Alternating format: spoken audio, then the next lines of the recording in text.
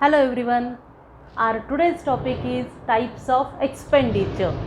This topic is very important as per exam point of view. There will be questions like state true or false, identify the expenditure. So we'll see how to differentiate these three expenditure or how to identify the particular expenditure.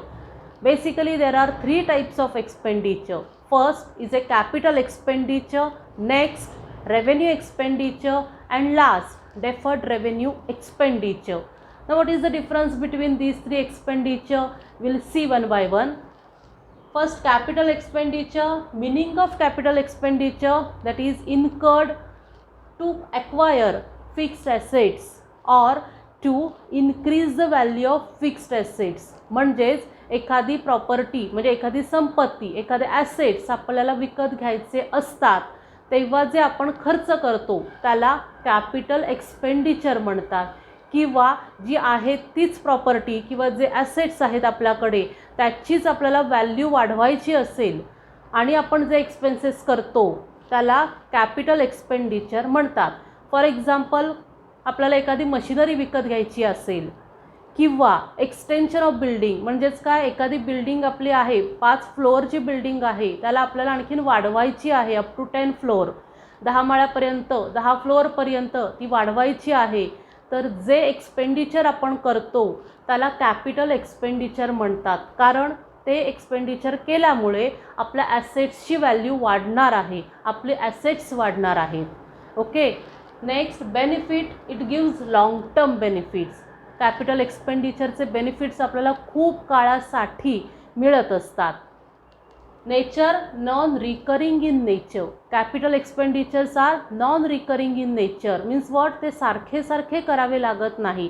एकदा एखादी वस्तू घेतली तर आपल्याला परत परत ती घ्यावी लागत नाही. ओके. नेक्स्ट आहे त्याचे इफेक्ट्स. ना इफेक्ट्स मीन्स अकाउंटिंगचे इफेक्ट. आपल्याला बुककीपिंगमध्ये किंवा अकाउंटिंगच्या बुकमध्ये ते कुठे दाखवायचे आहेत. जेव्हा आपण एखादी मशिनरी परचेस करतो तेव्हा त्याचा इफेक्ट फक्त बॅलन्स शीटमध्ये ॲसेट्स साईडलाच जातो, कारण आपण ती प्रॉपर्टी किंवा ते ॲसेट्स विकत घेतलेले आहेत, म्हणजे आपले ॲसेट्स वाढलेले आहेत. म्हणून बॅलन्स शीटमध्ये ॲसेट्स साईडला दाखवायचं आहे की purchase of plant and machinery. एखादं सॉफ्टवेअर घेतलेलं असेल, एखादी बिल्डिंगचं एक्सटेन्शन केलेलं असेल, सगळ्याचे इफेक्ट बॅलन्स शीटमध्येच ॲसेट साईडला दाखवायचे आहेत. Next, revenue expenditure. Now in revenue expenditure, that is from which no future benefit is expected. हे एक्सपेंडिचर केल्यामुळे कुठच्याही प्रकारचा फ्युचर बेनिफिट आपण एक्सपेक्ट करू शकत नाही, आपल्याला मिळत नाही कुठच्याही प्रकारचा benefit. Okay. Doesn't increase profit earning capacity. Revenue एक्सपेंडिचरमुळे प्रॉफिट अर्निंग कपॅसिटी पण वाढत नाही.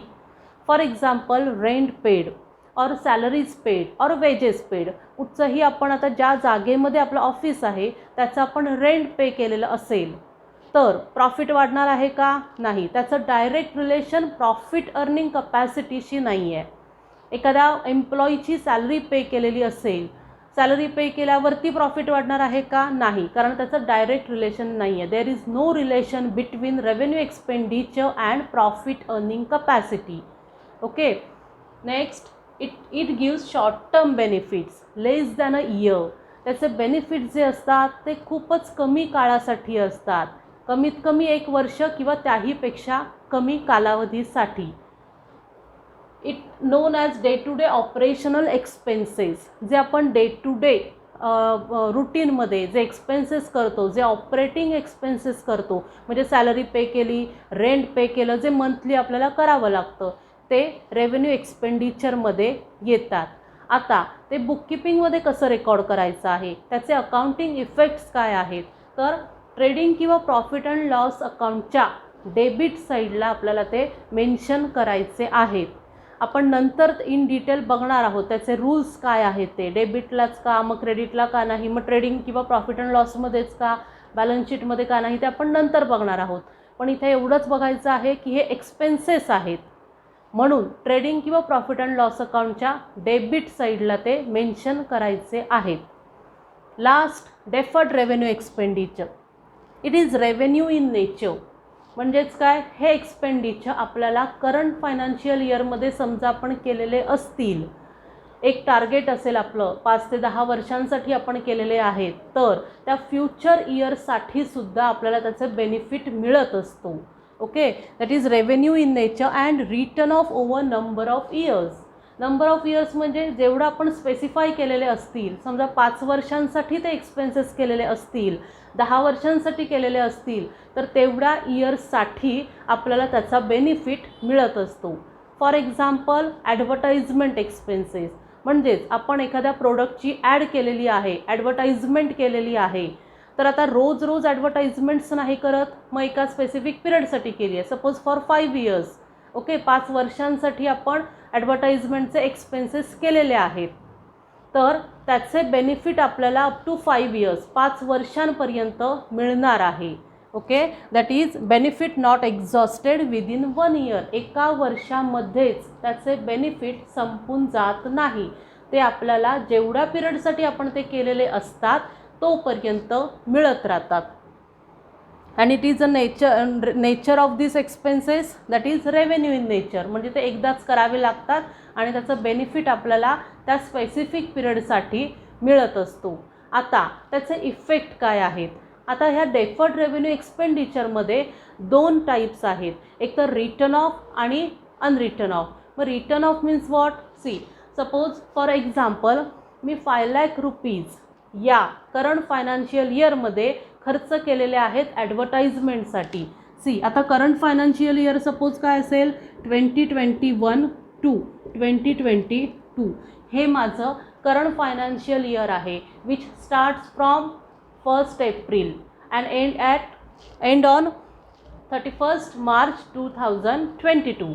ओके, समजा या करंट फायनान्शियल इयरसाठी मी 5 लाख रुपीज ॲडव्हर्टाइजमेंट्स एक्सपेन्सेस केलेले आहेत फॉर 5 इयर्स. म्हणजेच एका वर्षाचे किती झाले? 5 lakh divided by 5, 1 lakh rupees. 1 lakh rupees जे आहेत फॉर 1 इयर, या इयरमध्ये मी केलेले आहेत. मग ह्याचा जो रिटर्न ऑफचा इफेक्ट आहे, इथे बघा हे रिटर्न ऑफ आहेत. रिटर्न ऑफ म्हणजे आपण या वर्षी त्याचं बेनिफिट घेतलेला आहे, त्याची व्हॅल्यू तेवढ्याने कमी झाली. Written off means reduce the value of asset. त्या ॲसेटची आपली व्हॅल्यू, ॲसेट नाही आहे एक्झॅक्टली, एक्सपेंडिचर आहे ते, तेवढी ती कमी झालेली आहे करंट इयरमध्ये. ओके, मग ते रिटर्न ऑफचा जो इफेक्ट असतो तो कुठे लिहायचा आहे? प्रॉफिट अँड लॉस अकाउंटच्या डेबिटला. जे करंट इयरचे एक्सपेन्सेस आहेत ते प्रॉफिट अँड लॉस अकाउंटच्या डेबिटला लिहायचे आहेत. मग आता उरलेले 4 लाख रुपीज आहेत, त्याचं काय करायचं आहे? कुठे लिहायचे आहेत? अनरिटर्न ऑफ जे असतील ते बॅलन्स शीटमध्ये ॲसेट साईडला लिहायचे आहेत. ओके, म्हणजेच डेफर्ड रेव्हेन्यू एक्सपेंडिचरचे 2 इफेक्ट येतात. जे रिटर्न ऑफ असतात ते प्रॉफिट अँड लॉस अकाउंटच्या डेबिट साईडला, आणि जे अनरिटर्न ऑफ आहेत म्हणजे पुढच्या काही वर्षांसाठी आपण ऑलरेडी पे करून ठेवलेले आहेत पण ते करंट इयरमध्ये आपण वापरलेले नाही आहेत, ते अनरिटर्न ऑफ एक्सपेंडिचर बॅलन्स शीटमध्ये ॲसेट साईडला दाखवायचे आहेत.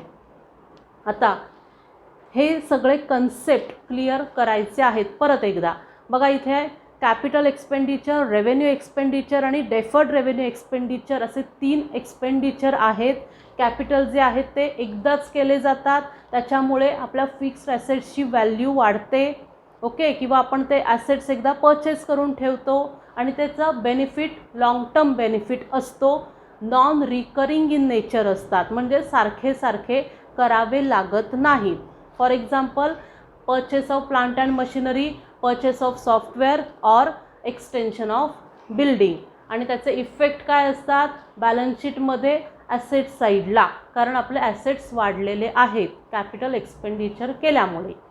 नेक्स्ट रेव्हेन्यू एक्सपेंडिचर, ह्याचं काय असतं? त्याचं which are no future benefit is expected. काही फ्युचर बेनिफिट मिळत नाही पण ते करावे लागतात on short term basis.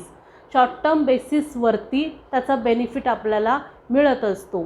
For example rent paid or wages paid, salaries paid. Okay, आणि त्याचे effect trading or profit and loss अकाउंटच्या डेबिट साईडला. Next deferred revenue expenditure it is revenue in nature. Revenue म्हणजे काय, तर एका specific पिरियडसाठी आपण already तो खर्च केलेला आहे आणि त्याचा बेनिफिट आपल्याला नंबर ऑफ इयर्स म्हणजे जेवढे स्पेसिफिक पिरियडसाठी केलेला असेल तेवढे नंबर ऑफ इयर्स आपण बेनिफिट एन्जॉय करत असतो. It is not exhausted within a year. एका वर्षामध्येच बेनिफिट संपत नाही. त्याचे इफेक्ट काय असतात, 2 इफेक्ट असतात. रिटर्न ऑफ जी अमाऊंट असते म्हणजे आपण ऑलरेडी या फायनान्शियल इयरमध्ये केलेले आहेत तर प्रॉफिट अँड लॉस अकाउंटच्या डेबिटला येणार आणि जी अनरिटर्न ऑफ आहे जे आपण वापरलेले नाही आहेत ते बॅलन्स शीटमध्ये ॲसेट साईडला येणार आहे. जर आजच्या लेक्चरमधले सगळे कन्सेप्ट क्लिअर झाले असतील तर प्लीज मला इन्फॉर्म करा. I am waiting for that. तसंच तुमचे काही क्वेश्चन्स असतील, क्वेरीज असतील तर त्या पण कमेंट बॉक्समध्ये मला कळवा. As well as please like, share and subscribe my channel. Thank you.